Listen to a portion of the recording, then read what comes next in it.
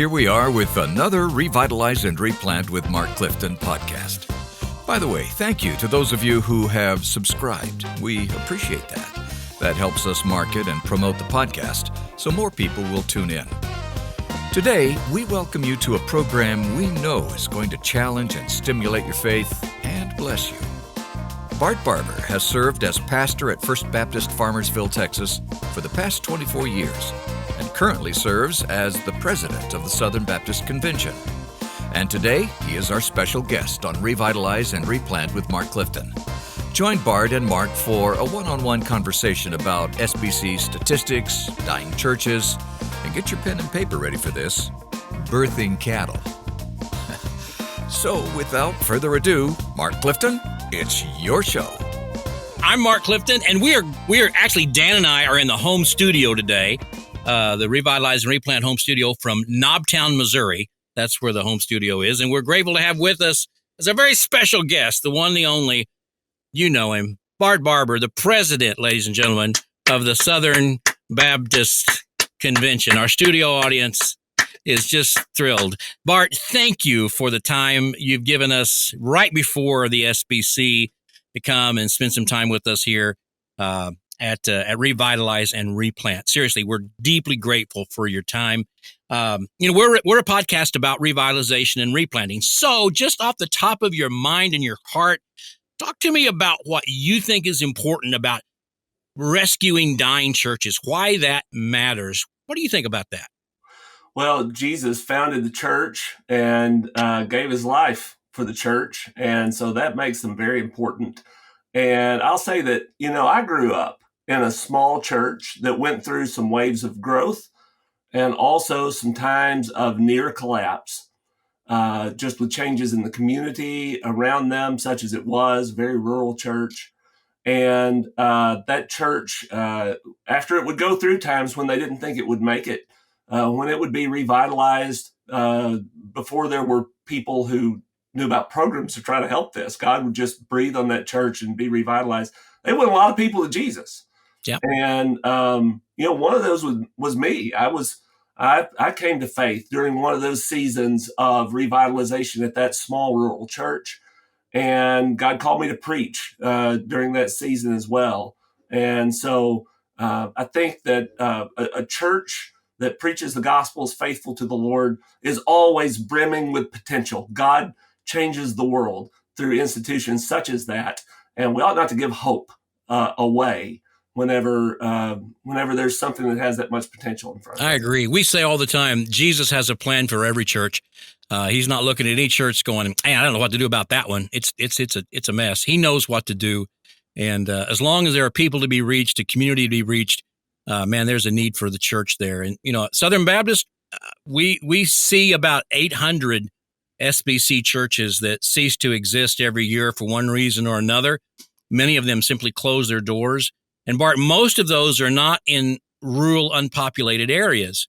I grew up in a rural area. My father pastored in a rural area. I live in a rural area now. Our church is in a community of 400. You can have a church in a rural area that has 10 or 12 people, and it can go on for decades because the community sees nothing particularly unusual about that. It can self-sustain. But you put a church of 12 people in a metropolitan area, it's not going to exist much longer. So we're actually closing churches where we need them the most. And for a number of years, we just ignored dying churches and just kind of planted around them. But now I think definitely as Southern Baptists, we're looking to see dying churches a place to platform to display the glory and the grace of God. In some cases, I think it really harnesses. I know you hadn't asked me a question yet, but I don't have any questions. We're just talking here.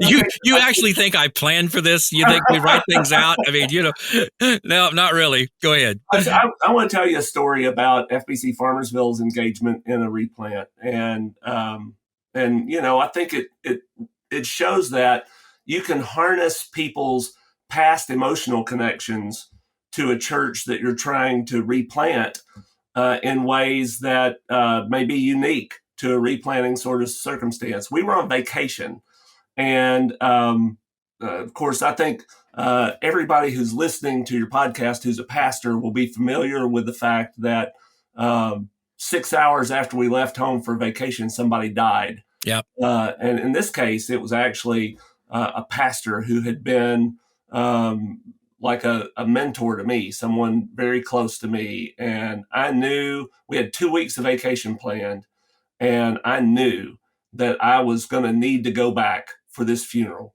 And we were going way up into the Northwest. And so we changed our travel plans, drove all through the first night instead of staying somewhere, and wound up very exhausted after 36 hours of driving and stuff in Billings, Montana, and spent the night there. And we had one more day, and then I was going to have to fly back somehow to do this funeral in the DFW area. And so we took off driving toward Yellowstone. We were going to Yellowstone National Park.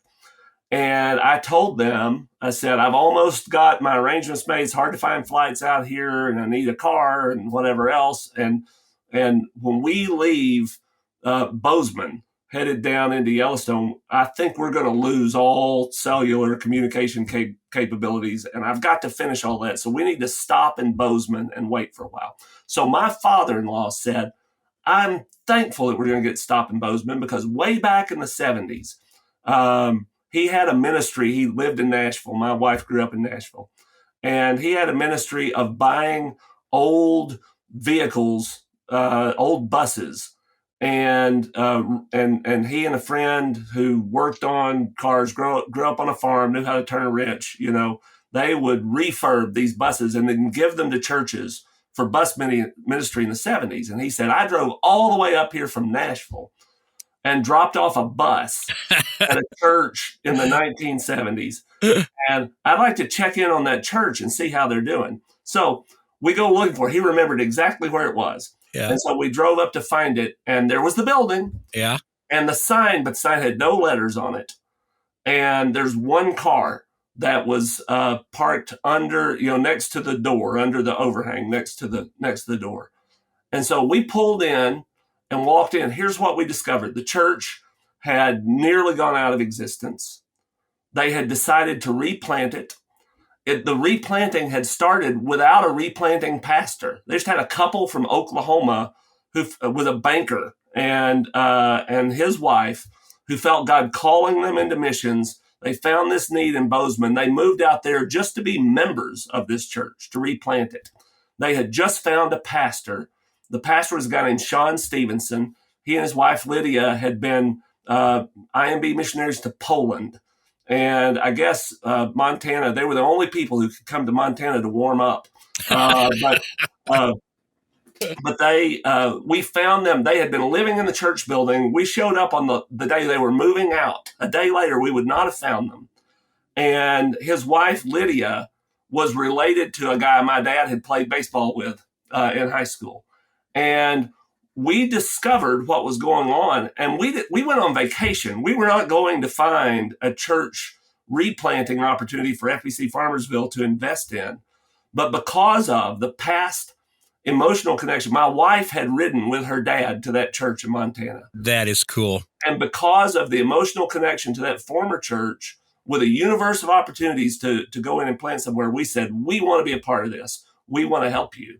And so I think sometimes you've got baggage maybe from an old church, but sometimes you also have positive emotional connection Yes. to a church that's struggling, that will make people even outside partners, want to lean in and help revitalize and replant a church that needs that. Absolutely. In fact, Bart, sometimes we used to refer to it as legacy church planting something new on the legacy that God has had there for decades previous. And that's a great story.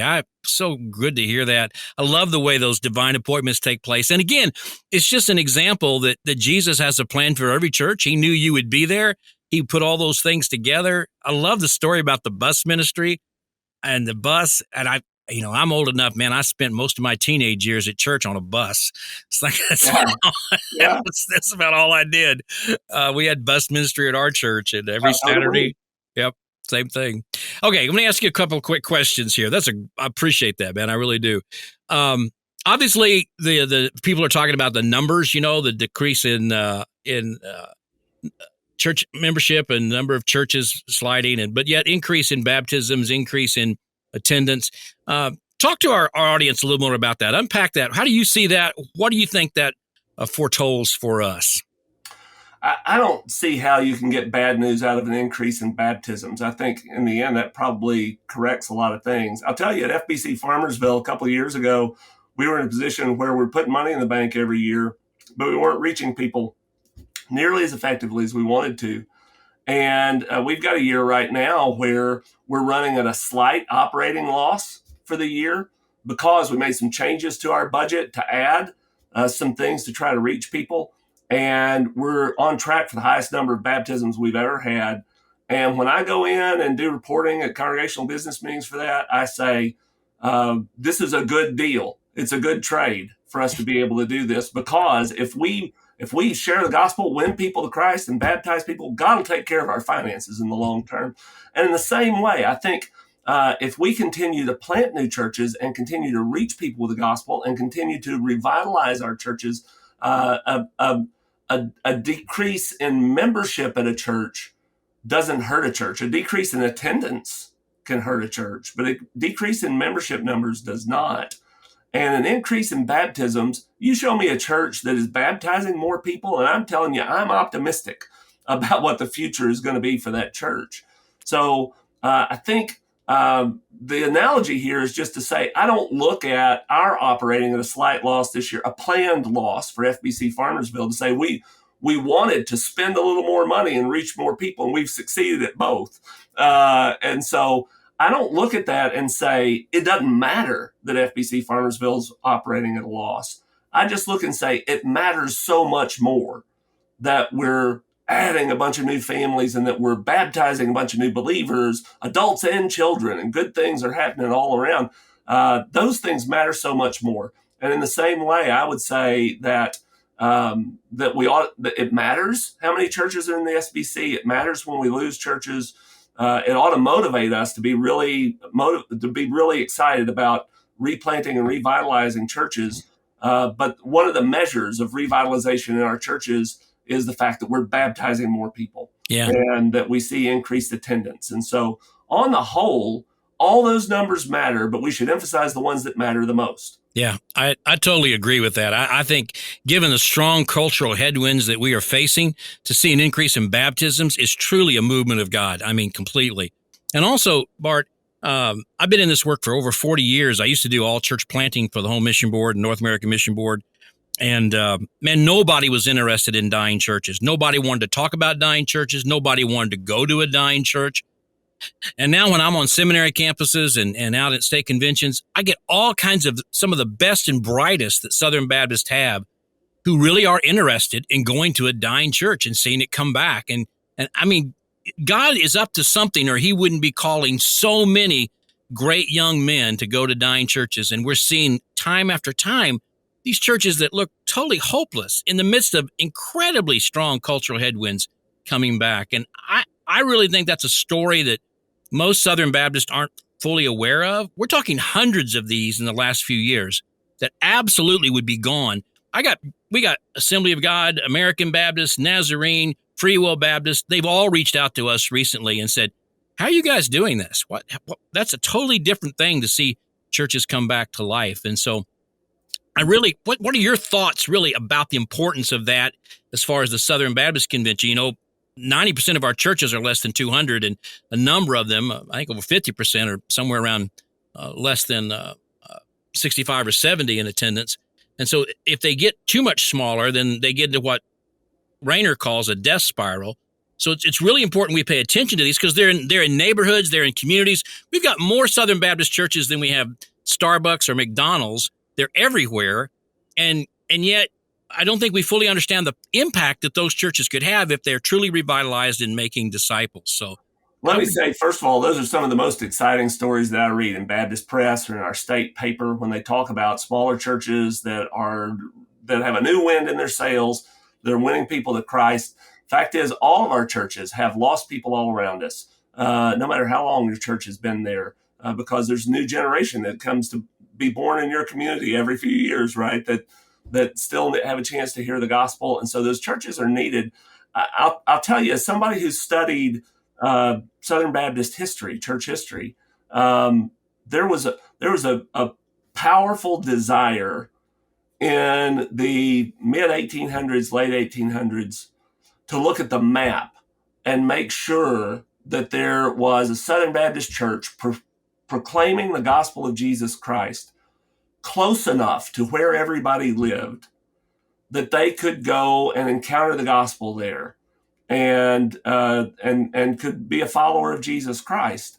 And the fact of the matter is, I think it's not only the prayers of people these days that are affecting this. I think some of the God's listening to some of the prayers that people prayed 200 years ago. Yep. Because when you have a small rural church that's in a community that's not as big as it used to be, your town of 400, Yep. let's say, and that town had a day when it ran 800, but now it's running 400. Okay, I don't know about your town, but a town like that, and you look and you say, well, this church is about to die, but this town's not that big anymore anyway. Why do they need one? Or the church that my mother-in-law goes to, which is Cedar Bluff Baptist Church, out in a rural area of the Missouri Ozarks, and so the town you live in is up by Kansas City, is that right? Yeah, it's Linwood, between Kansas City and Lawrence, out in Kansas. Yeah. Yep. Yeah. So I think it's important to note that you live in Missouri, but Yes. my mother-in-law lives in Missouri. That's true. Yeah. So down in that part of the world, you can look and say, well, this church runs 15, sometimes 20, and you can say, well, why do we really need a church like that? Well, some of the reason is because people live there. That's right. People live there. Yep. And how many people does it have to be before Jesus cares about them? Yep. A small group of people are still people for whom Jesus died. Yep. And those people would have to drive 40 minutes to get to a church that was larger. I'll tell you, we're going to, when we get to heaven, we are going to be so amazed that God did so much with such little places that we're just not going to be able to understand till we get to heaven the full impact of churches like the one you're talking about. Absolutely. But they have a huge, huge kingdom impact. They're not just spinning their wheels and wasting time. If they're proclaiming the gospel and they're loving people, God's using that for his glory. And man, we got to embrace every one of those we have. And really, the larger churches need them too, because when you look at how many seminary professors grew up in a context like that, or missionaries grew up in a context like that, or state executive director treasurers, or trustees, or authors, or people who've done all sorts of things, that larger churches are using those resources from the people that God raised up from places like that. You can see that all our churches need each other. We're a gift to one another. And we need to tend to the health of the smaller churches in our convention too. Yeah. And really, just to go back to Linwood, when my wife and I went there in May of 2020, there were 3 remaining members, just 3. And the church was up for sale. But now, just 3 years later, about 75 people worship every Sunday morning. We baptized 20. We've got, it's the best thing going in that little town right now. And that can happen all across North America. And God's doing some amazing things in some really small places. And I'm thrilled about it. Real quick, Bart. There's a great opportunity coming that we need these churches to be strong for, I think. Yes. Because the fact of the matter is, churches with the gospel of Jesus Christ care for people so much better than this secular world does. Man, I'll tell you, I was with Frank Lewis. I think Frank Lewis said this. I believe it was. Or somebody said it, whatever. Anyway, he did Humpty Dumpty. It goes, Humpty Dumpty sat on a wall. Humpty Dumpty had a great fall. All the king's horses, all the king's men couldn't put Humpty together again. And I'd never thought about this, but it's like, our culture has just broken apart, and all the king's horses and all the king's men can't put that back together again. No matter how hard we try secularly, we can't fix what's broken in our world. The only thing that can fix it is Christ and what we have. And ever since he said that, I've been so aware that every community needs the gospel. Every community needs a church. Exactly right.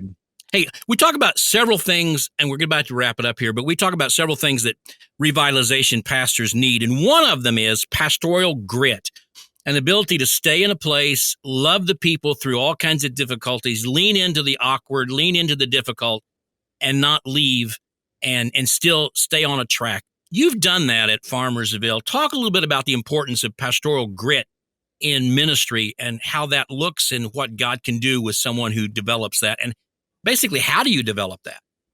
Well, I think that the indispensable element of it is letting Jesus make you fall in love with your church. There are times when I would have been gone but for that. Sometimes maybe would have been gone because of difficulties here. There was a time about 3 years in where there was, it's not an uncommon story, right? That you reach a point post honeymoon where you're trying to work things out. And there was a lot of tension there for just a little bit.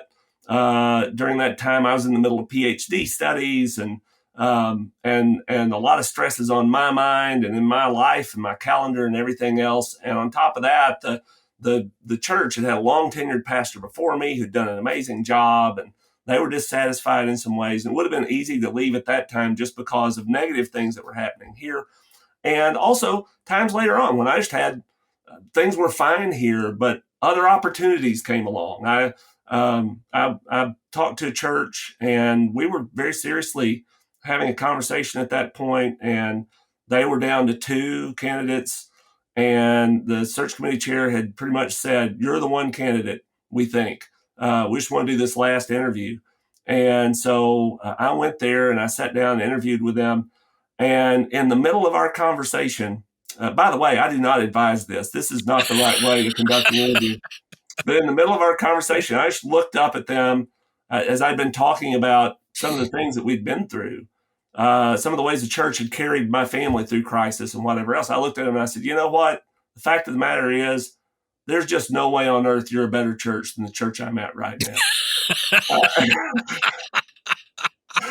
And so really, falling in love with your church, I think, is not only the key to having grit and staying, but I think it's also just like a marriage. How do you stay in a marriage? Every marriage has conflict. You're in love with each other, and you work to push through it. But I think it's also the key to change. I was asked by a prominent pastor not long ago to offer some thoughts about how to make change in a church if you come in. And I said, you know what? The main key is for everybody to know how much you love the church. And if the changes you're introducing feel to people like you're saying, "I love the history of this church, and this is our doing what people did in the past to make this church great. It's just our applying it to a new day." It's like you can get away with adding "My Chains Are Gone" to Amazing Grace if people feel like you didn't do that because you thought, "Amazing Grace, God bless it, it's past its time, nobody likes it anymore, I've got to rescue it." But if you get the feeling that Chris Tomlin is just in love with Amazing Grace so much that in the middle of singing it the 50th time in his studio, he just broke out spontaneously into a chorus that he added on to it. If it's a product of love, then people who love Amazing Grace can love what he added to it. And so I think I think it helps solve problems, and it helps you stick and stay if you let God lead you to love that church and love the people in it. Man, that's awesome. We say all the time, you preach, pray, love, and stay.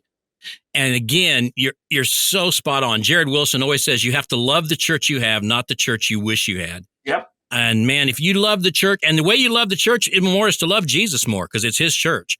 So Amen. The more you love him, the more you'll love. Hey, by the way, thank you for that. And the guys who are listening to this, they need to hear that. Revitalizing guys, we always want to go somewhere else. It's so easy these days to send your resume out via email to all kinds of places. Feel like you're not being well loved and cared for here. But man, just stick with it. That sense of pastoral grit is so incredibly important and so rewarding in the long term. By the way, happy anniversary. I want to add one thing. Yeah, go ahead. You'll regret adding me onto the podcast because I never stopped talking. But you know, in the first few years of my ministry, I would leave and go to other places because it was a chance to start over. I was young. I'd made some mistakes. Facing the consequences of mistakes that I'd made. I thought, you know what? I've learned some lessons. Let's bail out here and go somewhere I can start over with the things I've learned. Now, at 24 years in at FBC Farmersville, I don't want to go somewhere else because I would have to start over. And That's good. If you'll stick with it, if you'll hang on, I know. you'll get to the point where you say, I've moved through these obstacles and difficulties now. And do I really want to do that again? Do I want to start over somewhere else? And So it helps. that is a solid word, Bart. I appreciate so many things about you and your heart, mainly that you're a pastor. My dad was a pastor, my great grandfather. I just, obviously, you love being a pastor. You love that ministry. And that really comes out. And I deeply appreciate it. By the way, happy 31st anniversary, right? Is that right? Thank you. Yeah. Yeah. Almost all of my loves are coming into this. I love my wife. I love my church. I love the Southern Baptist Convention. The only thing we haven't talked about is how much I love the St. Louis Cardinals. Well, hey, the Kansas, we're recording this, whenever we're recording it, but just a few days ago, Kansas City defeated St. Louis 7-0. I just thought I would kind of bring that up. Did not get the no-hitter, though. I know. My son and my grandsons are huge Cardinal fans. That's all they talk about. So I live with that constantly. I do. Hey, we're going to do, hey, thanks again. I really appreciate it. Man, you mean so much to me personally, more than you know, and to many pastors of normative sized churches. Man, you are just a tremendous inspiration to us, and grateful for your leadership. So we're going to end with final four. Here are final four questions. All right. Do you wear waders or not when you baptize? Yes. You do wear waders. All right. Number two, do you, I think I know the answer to this, but we ask it anyway. Do you suit up when you preach? Yes, I do. Talk about that real quick. A couple of things. I always, when people ask me about it, I always say, I'm afraid my mom will find out if I preach and I'm not in a suit and tie. And there's a little bit of truth to that. But in fact, she's got Alzheimer's and very advanced at this point. So it doesn't make a difference anymore. But for a long time, she was way more likely to recognize me and know who I was if I showed up in a suit and tie to visit her. So I would suit up just to go see mom in the nursing home, just so she knew who I was.